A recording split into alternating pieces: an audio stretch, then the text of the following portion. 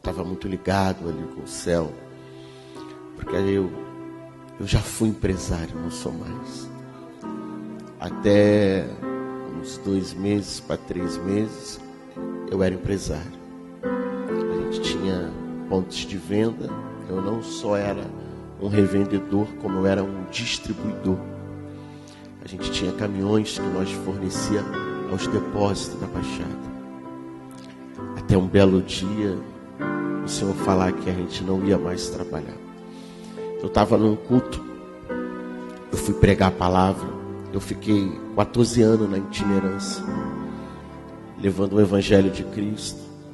O Senhor me levou na Bolívia, me levou na Argentina, me levou no Paraguai, me levou em vários estados pregando a palavra. E por um período de tempo, eu fiquei fazendo os trabalhos sociais com o recurso que eu tinha. 70% para 80% eu aplicava na obra do Senhor. Eu acho que era uma maneira de eu confortar meu coração. Era como se eu pelo menos estivesse fazendo alguma coisa pelo reino. E eu fui num culto pregar com a minha esposa. E eu cheguei naquele culto, aquele homem falou a minha vida toda. Ele falou assim, ó: primeiro, os depósitos vão se desfazer, todos eles. Vai ficar só um. E esse um que vai ficar, ele tem um tempo também, porque ele vai se desfazer também. Esse um é o que a gente está na justiça. Os caminhões vão se desfazer. Sabe por quê? Porque eu quero você 100% na minha obra. Pastor, eu vi o Senhor pregar, meu coração, ele está tomado por uma alegria muito grande. E eu e ela entramos num propósito de 21 dias no monte. A gente toda manhã, a gente indo. Acabamos um propósito, o Espírito Santo falou assim comigo: faz um de 90 dias, todos os dias. Hoje faz 18 dias. Todos os dias a gente sai do culto, aonde que a gente estiver. Se eu estiver em algum lugar ministrando, a gente vai direto para o monte para orar. A nossa madrugada é praticamente no monte. E aí entramos no propósito de oração. E quando todo esse vendaval aconteceu, eu estava aqui no altar. E eu falei: Deus, eu tenho um evento para atender 500 pessoas com 500 cestas básicas. Porque todas as sextas-feiras a gente faz um trabalho aqui, pastor. A gente atende 500 famílias, tanto aqui como na comunidade do Sebim, com feiras básicas. Mas no dia 27 de junho não era feira básicas, eram cestas básicas. E aí eu falei: Senhor, e agora? O que eu vou fazer? Sabe o que é o céu por um momento se calar para o Senhor e o Senhor precisar de uma direção? Mas dentro de mim eu falei assim, ó, envergonhado eu não vou ficar.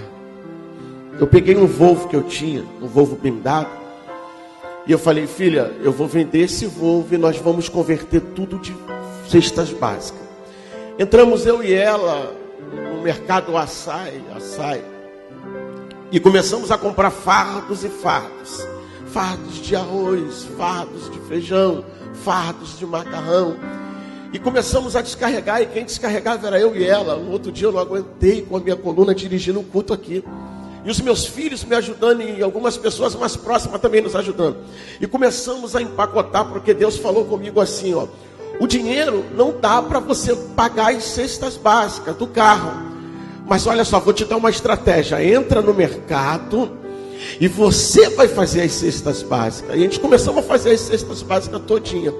E eu fiquei por um período a pé, sem condições de me locomover com facilidade de um lugar para o outro. Porque nós que pregamos, que vamos para o monte, nós precisamos de veículo, nós precisamos se locomover. E Deus levantou um evangelista. E o evangelista disse: pastor, nesta campanha, eu vou te buscar em casa, eu vou te levar e eu vou te trazer. E eu comecei a ver a mão de Deus, porque tudo que a gente quer ver é a mão de Deus na nossa vida. E aí sabe o que aconteceu, pastor? E aí a gente viemos para cá, a gente atendemos todo mundo, fizemos as 500 cestas básicas, Deus curou, Deus salvou. E aí o Espírito Santo falou assim: agora eu vou te dar um carro. Deus me deu uma Spin 2021, modelo 2022. Você pode aplaudir a Jesus? E esses dias, pastor, eu orando, eu falava uma frase com Deus que toda hora que eu lembro eu me emociono. Eu falava com Deus assim: Senhor, o Senhor nunca precisou do gás para manter a tua obra. O Senhor nunca precisou do gás que eu tinha para manter a tua obra. Porque a gente somos apenas um administrador do bem que está sobre a nossa mão. Mas quem é o dono é Ele. O Senhor é o dono da nossa vida, é o dono da nossa casa, é o dono do nosso ministério. E esses dias, pastor, eu estava no monte, eu e a minha esposa, porque quarta-feira a gente sacrifica mais, porque quarta-feira a gente sobe de manhã com a pastora Patrícia e o pastor Júnior, e de madrugada a gente sobe de noite, são 7 quarta-feira.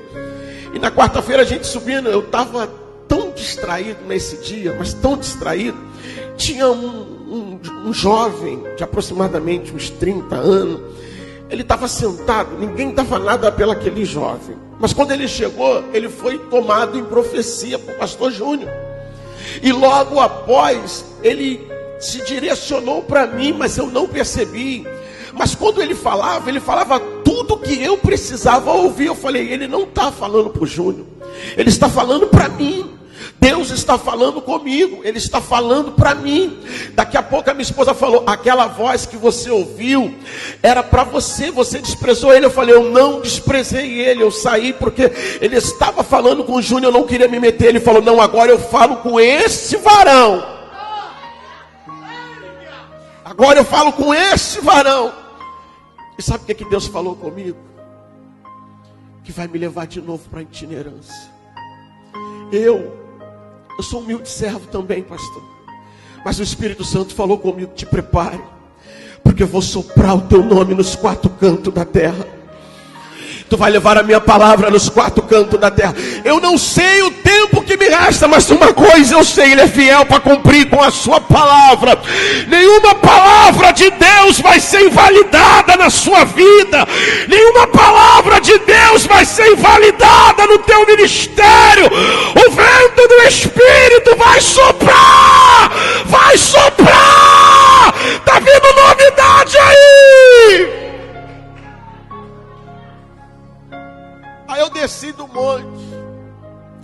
monte, eu e ela, já vou entregar o microfone. Eu e a minha esposa descemos do monte.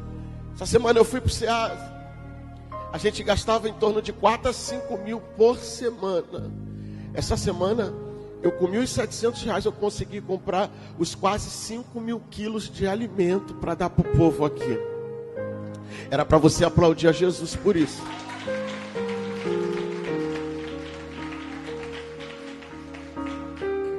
Pastor, eu sei que a nossa vida está na mão de Deus, a nossa casa, a nossa família. Só que a fase que o Senhor tem chamado pessoas para viver é da total dependência dEle. Quando o Senhor falava é 100%, a gente não pode estar pegado a nada, pastor. Olha, nem todos foram chamados para viver isso, pastor. A gente não pode chamar o povo a uma responsabilidade de viver nessa total dependência de Deus 100%, porque nem todos estão preparados para isso.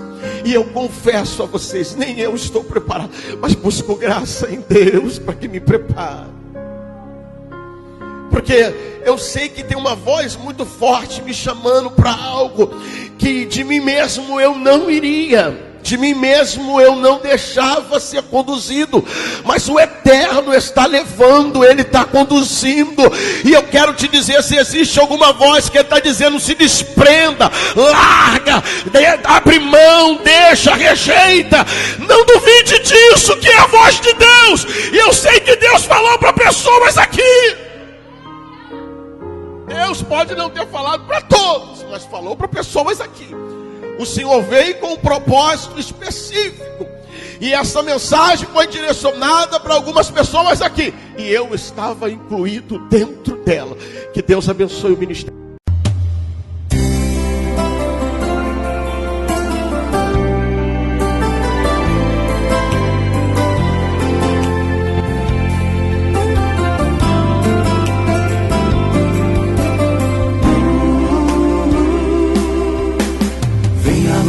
Pelos seus agora.